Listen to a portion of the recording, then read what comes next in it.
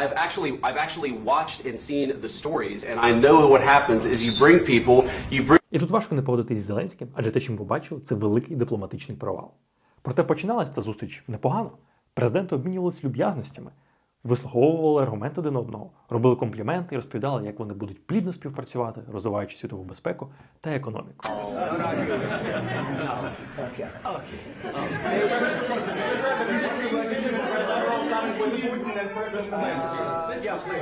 Не вітаю, пані та панове, з вами Дмитро Бараков. У цьому відео ми розберемо, що передувало зустрічі президентів, як вони прийшли до перепалки та чого нам очікувати далі. Поринайте з нами в емоційну дипломатію та наслідки для реальних людей. Почнемо з угоди про рідкоземельні мінерали. Після того, як відбулася сварка і Зеленський поїхав зі Штатів, більшість українців написала «Підтримуй президента, не треба віддавати наші ресурси за безцінь». Прямо як сценка в «Слузі народу», де той самий Зеленський посилає клятий МВФ з його брудними злими грошима. Йдіть в жопу. Тільки от справжній президент Зеленський і одразу після зустрічі, і через кілька днів після, сказав, що він все ще готовий підписати цю саму угоду. Тому що ця угода в українських інтересах, що ви можете перевірити, прочитавши її самі. Там уряди України та Сполучених Штатів створюють інвестиційний фонд відбудови України, який буде невід'ємною частиною архітектури української безпеки. З договору прибрані всі моменти про те, що ми визнаємо борг там 350 мільярдів, чи взагалі, що ми щось винні. Ми не кажемо, що Штати мають керівну роль в цьому фонді, ні, там все 50/50. Угода починається з того, що Штати підтримують незалежність та демократію України, за що ми їм вдячні, і закінчується. І закінчується тим, що ця угода буде робити конкретні кроки для встановлення тривалого миру, зміцнення економічно-безпекової стійкості та відображення цілей, визначені у преамбулі цієї двосторонньої угоди, які я вам зачитав на початку. Тому не слухайте псевдоекспертів, які 4 дні мовчали про цю угоду, потім, коли сталася сварка, почали заявляти про те, яка вона кабальна і жахлива, і намагатися захистити репутацію Володимира Зеленського, суперечачи словам самого Володимира Зеленського. Жодна угода не може змінити погану адміністрацію на найкращого друга України. Але ця угода, яка Трампом вважається вигідною для нього самого, вона лише просуває наші інтереси, вона лише посилює наші позиції.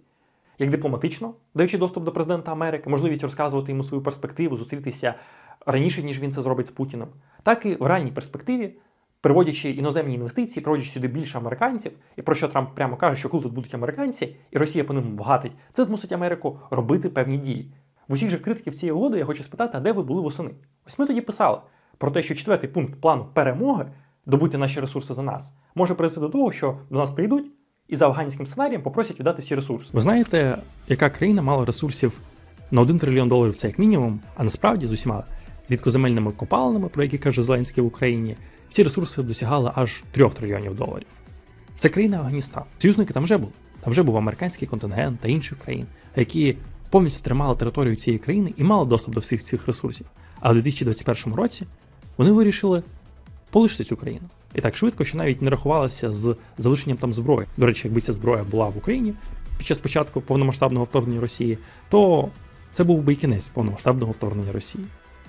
Тож зараз Зеленський приходить і пропонує союзникам плюс-мінус афганську економічну модель, яка вже не спрацювала в Афганістані, і каже, давайте вона спрацює у нас. Буквально так і відбулося, коли Штати взяли драфт угоди, яку колись USAID робила для Афганістану, яку Трамп підписав з афганським президентом у 2017 році, і з нею Беслент приїхав до Києва.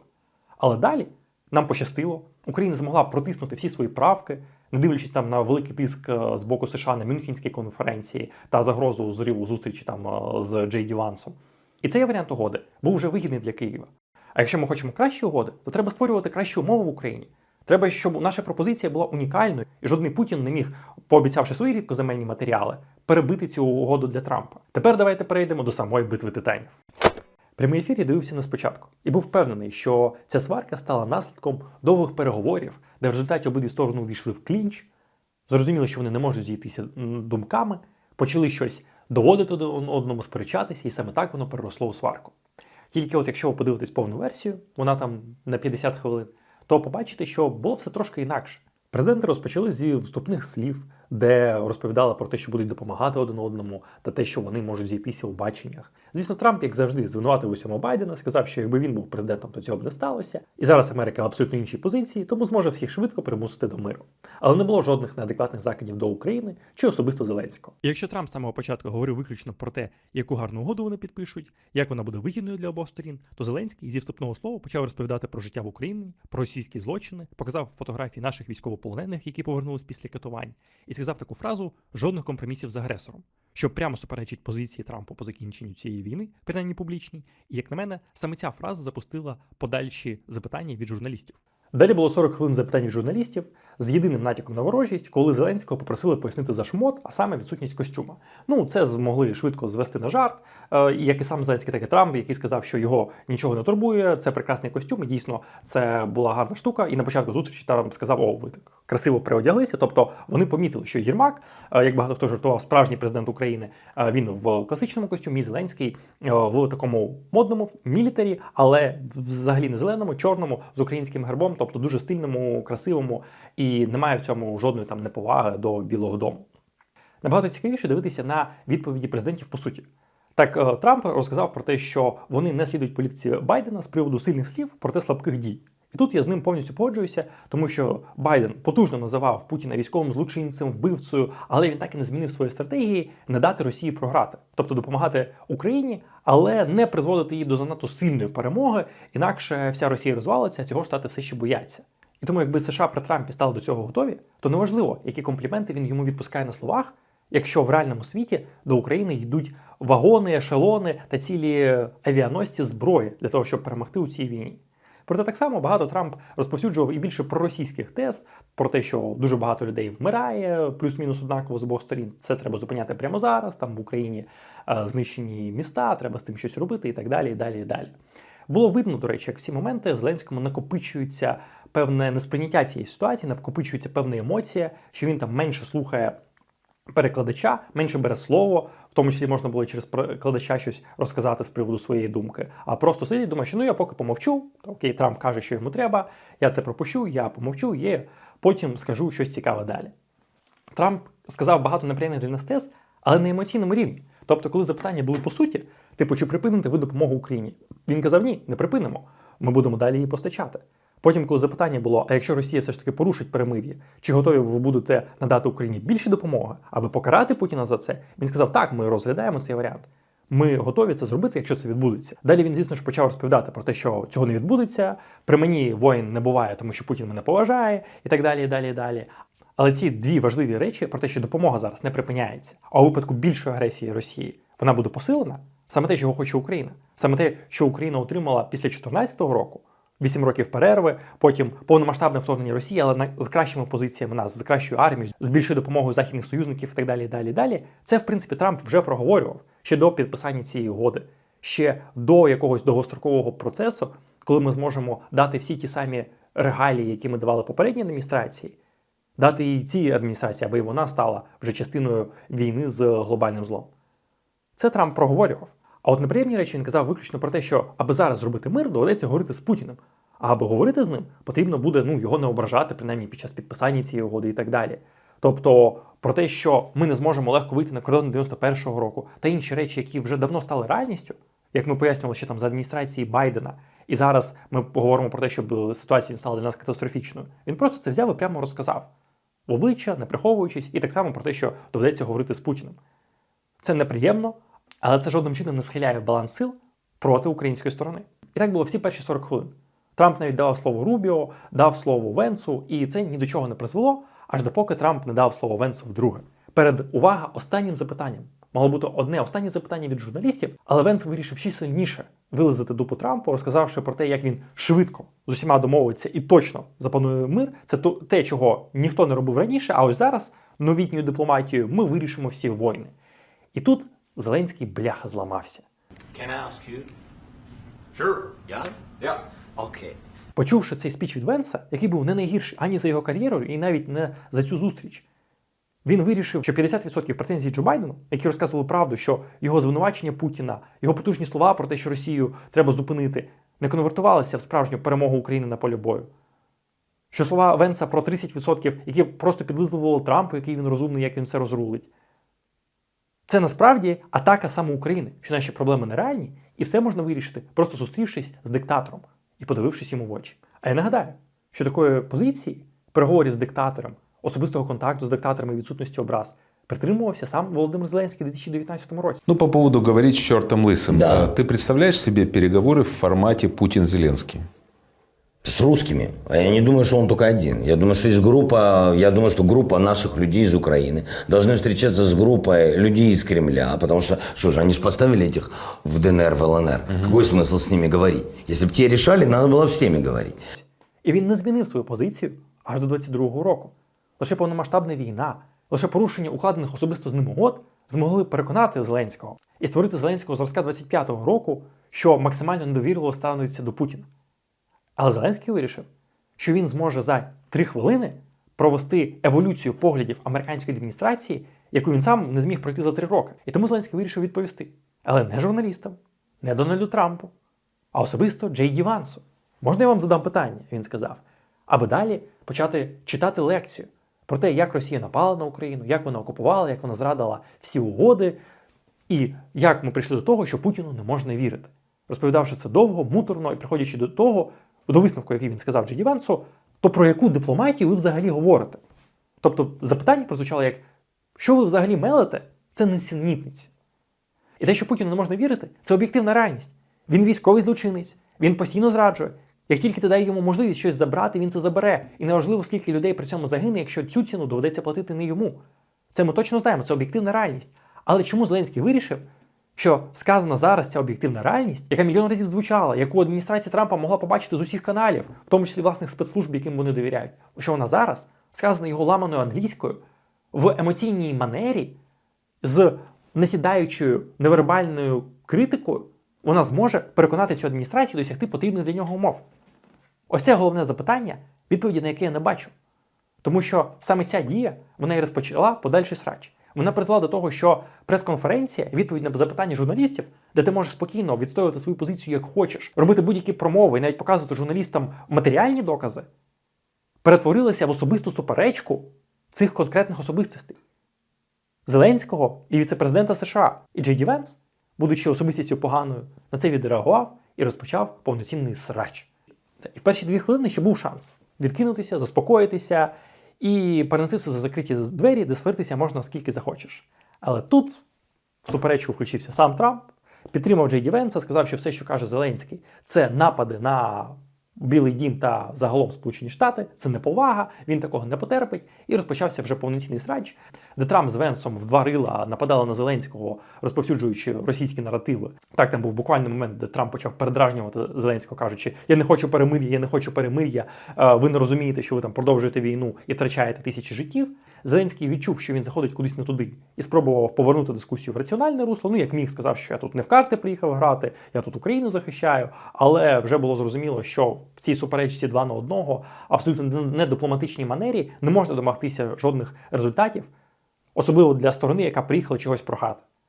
І потім було останнє запитання від журналістки, яке лише підлило масло у вогонь, просто тому що сторони були не заведені. І замість того, аби повторити свою відповідь на запитання, а що буде, якщо Росія порушить перемир'я, і сказати, ми тоді будемо там більше допомагати Україні, більше тиснути на Росію, але взагалі цього не відбудеться, тому що найкращий переговорщик. Трамп сказав, а що, якщо тобі на бошку бомба впаде, а? Що ти тоді будеш робити? Давайте не задавати такі тупі питання. Але здавалося, що обидві сторони це виправили. Тому що Зеленський чудно офігів від цього. Трамп сказав, що окей, це буде гарна сварка для телебачення, але він теж цього не планував і хотів взагалі-то підписати угоду, яку він опушив. Але далі, коли сторони розійшлися, вся команда Трампа пішла за зачинені двері, як нам кажуть певні інсайди, там всі проголосували за те, що це був занадто сильний ляпас їм. І треба на цьому закінчити зустрічі з Зеленським та перервати його візит до Білого дому. Одразу скажемо, чому в нормальній дипломатії такого не мало бути. Зеленський, в принципі, сам сказав це в промові Fox News, що відносини між нашими країнами важливіше, ніж наші міжособистісні відносини. Саме тому всі сварки, вони відбуваються за закритими дверима. Так було багато тез про те, що адміністрація Байдена не сприймала свій час Зеленського, в тому числі через те, що той підтримав Трампа під час імпічменту 2019 року, можливо, через певні там розслідування про буризму всередині України, через ще щось, але назовні, особливо під час війни, була виключена там єдність, підтримка і так далі, і далі, і далі. А сваритися можна багато за закритими дверима. І говорили про певні сварки, про там різний підхід до війни, про різні заяви, ескалацію, призов і так далі, і далі, і далі. Але це було за закритими дверима. Тому, коли потім траплявся новий терор з боку Росії, публічно адміністрація США могла завжди вийти і сказати, ми там підтримуємо Україну, ми надаємо новий пакет допомоги. І про щось таке розповідати. Публічно ж срачі були виключно з такими людьми, як Орбан, Фіцо та іншими, хто один одного не сприймав. Хоча навіть там, при особистих зустрічах, принаймні, навіть з Орбаном, який, очевидно, грає на руку Путіну. І, здається, світу теж не було подібних сварок, як тут відбулася з Трампом. Я не хочу тут далі розбирати їх аргументи, тому що з обох сторін їх можна було робити краще, де й з обох сторін країнами можна було б краще управляти. Я лише нагадаю, що коли польський президент зустрічається з Трампом на годину, а в результаті змушений його чекати більш ніж годину або поговорити лише 15 хвилин, вислухавши цього рудого маразматика, він виходить і каже, що була продуктивна розмова, потужне партнерство з Америкою, працюємо далі. І тому що там Дуда не виніс свої претензії назовні, публічно Трамп продовжує казати про те, що Польща молодці, там більше платять в НАТО, ми з ними далі співпрацюємо, і таким чином відносини між країнами розвиваються в той бік, в який би хотіла Польща, враховуючи її умовно вразливу ситуацію через російську агресію, через те, що вони хочуть більше отримати від Штатів. І тому Зеленський, знаходячись в максимально вразливій позиції з приводу російського вторгнення, мав би взагалі уникнути навіть можливості цього срачу. Я навіть не хочу йому вкладувати у вуста там кращі аргументи про те, що з Путіним пробували говорити і під час повномасштабної війни, і він висунув капітуляцію, для того, щоб далі нападати, захопити всю Україну і потім йти на Європу і так далі. Про те, як з Путіним говорили раніше, про те, що там працювало раніше. Ні. Він просто не мав доводити до цього срачу. Просто через те, що Трамп показав себе як ідіот, нам не стало краще. Як багато хто каже, це була поразка Трампа, бо саме Трамп обіцяв зараз підписати угоду, Трамп обіцяв повернути якісь ресурси Америці. В результаті від того, що Трамп ображений, не підписавши насправді вигідну нам угоду. Гірше буде нам в наступні 4 роки, поки нинішня адміністрація зберігається. І навіть якщо мрієте про імпічмент Трампа, то це через 2 роки. Зараз і Конгрес, і Сенат контролюються республіканцями, і 2/3 голосів ніяк не набереться. Тобто 2 політика, які дуже схожим чином стали президентом прямо з телеекранів, які сконцентрували всю державу на собі та на своїх 5-6 ефективних менеджерів, які просто є продовженням волі президента, які вважають, що вони можуть говорити з будь-якою країною і з будь-якою країною укладати прекрасні угоди, а які обидва прийшли на цю угоду з позицією «дай», де Трамп спочатку хотів сказати «дай мені мінерали ні за що», а Зеленський хотів сказати «дай мені допомогу ні за що». Вони якимось дивом все ж таки випрацювали компроміс, але в останній момент їхнє его вилилось назовні, показали емоції. Вони показали, що ці емоції не призводять ні до чого продуктивного і зробили великий срач, який відобразиться на нас. Після того, як все відбулося, обидві сторони побігли раціоналізувати власну поведінку. Почнемо з американців, і там всі присягнули Трампу, і Рубіо, який його раніше критикував і розповідав, яка Росія загроза, і Лінсі Грем, який приїжджав особисто в Україну і розказував про те, що нам треба дати більше зброї, зняти всі обмеження і так далі, і далі, далі. Тут теж розказав про те, який Зеленський невдячний, поганий, і нафіг його треба послати з допомогою. Це, до речі, з приводу аргумента. Ти перш ніж так базарити, в Україну спочатку приїдь. Як бачимо, Лінсі Грем приїхав і щось не спрацювало. Так само, як і з багатьма іншими, треба шукати нові реалполітік, важелі впливу. Українці ж почали базувати про те, що є, так цьому Трампу і треба, руда мавпа не має на нас залупатися. Та почали розносити копіум про те, що всі європейські лідери і багато світових інших лідерів підтримують Україну. З приводу того, що ця угода не була грабіжкою для України, ми вже розповіли на початку. Так, вона і не закривала всі наші потреби, але вона виключно посилювала наші позиції для майбутніх переговорів. А от з приводу підтримки усього світу треба розбиратися. Десятки країн заявили про нашу підтримку, деякі країни навіть зробили певні дії, як Норвегія, що через цей інцидент відмовилася заправляти американські військові судна. Але це все ще не перемога. Бо для заміщення військової допомоги Штатів всі країни мали написати не «ми з вами до кінця», а «ми подвоюємо свою допомогу Україні». Тут позитиву можна очікувати хіба що від Мерца, який обіцяв дати Тауруси, але це все одно не геймченджер у даній війні. Дійсно, велика сума лежить у Європі, це російські активи на 198 мільярдів, але вони поки що не збираються їх нам давати. І у випадку розриву із США, ЄС насправді опиняється у більш вразливій позиції, де віддавати гроші, які можуть знадобитися на власну оборону, віддавати гроші і погіршувати відносини з Близьким Сходом, в першу чергу Саудітами, Катаром та іншими доволі автократичними та тиранічними країнами та Китаєм, їм вже страшно. Бо якщо вони залишаться без Штатів і мають розраховувати лише на власні ресурси у випадку війни з Росією та гібридної війни з Китаєм, то тут немає чим розкидуватися на користь України. Я нагадаю, що багато допомоги нам від літаків до бронетранспортерів йшло з Європи саме тому, що Америка обіцяла оновити їх запаси, і тому вони старі віддавали Україні. Тому очікувати, що зараз магічним чином Європа замістить США і дасть ще більше, аби відбулася українська перемога, немає жодних реальних стимулів, які на це вказують. До речі, про розходження слів та дії ви ще дочекаєтесь в кінці сюрпризу з Ірану. Я українець. Тому, як бачите, слова та дії в політиці не завжди пов'язані. Аби все не закінчилося на тому, що вас просто послали, треба зробити 3 дії. По-перше, змінити план «дай» на реальну пропозицію. Тому що Трамп теж не дурень, він хоче отримати все безкоштовно. Та й коли обіцяєш 500 мільярдів, а насправді там прибутку буде на 20, якщо не менше, то в будь-який момент інша сторона може розвернутися і зупинити свою підтримку. Це саме те, що Трамп дав зрозуміти багато разів. Якщо Україна і США повністю розірвуть стосунки, то це Україна може зникнути з мапи світу, а не Сполучені Штати. Ну а як багато хто жартує, якщо ми будемо з ними воювати, тут неважко уявити, які аналогії приходять в голову. А от якщо ми отримаємо західні інвестиції, відкриємо експорт власної зброї для того, щоб завантажити наше ВПК та захоплювати світові ринки, почнемо ділитися з американцями технологіями нинішньої війни, FPV-дронами, ребами, тоді з часом, може вони в нас побачать таку ж фундаментальну цінність, яку бачать в Ізраїлі.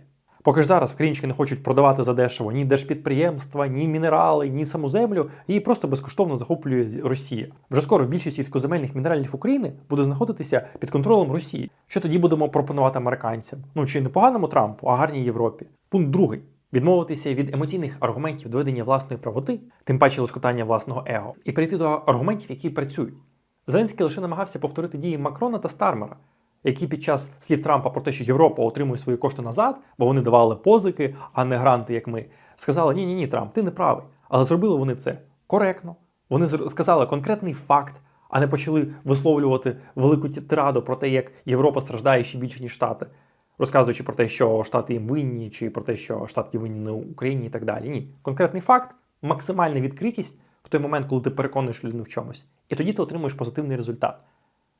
Коли ми отримуємо політику не емоцій, щоб всі співпереживали Україні, щоб всі кричали «Да, Україна молодець!», а отримуємо політику результатів, які ми бачимо на полі бою, які ми бачимо у кількості українських життів, які нам вдасться зберегти. І пункт третій.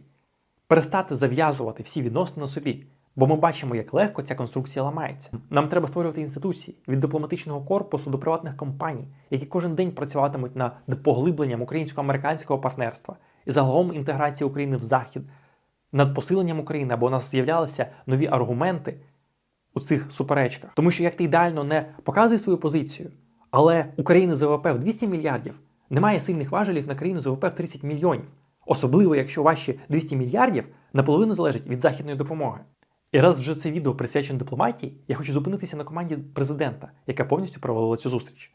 Вони не підготували ані американську сторону, ані аргументи президенту, чи хоча б розуміння те, з ким він буде говорити і чого робити не варто. Треба нарешті змінити посла в США Макарову, тому що вона має негатив не тільки з нашої сторони, але й прямо американці, цілий спікер парламенту Джонсон вимагав її відставки.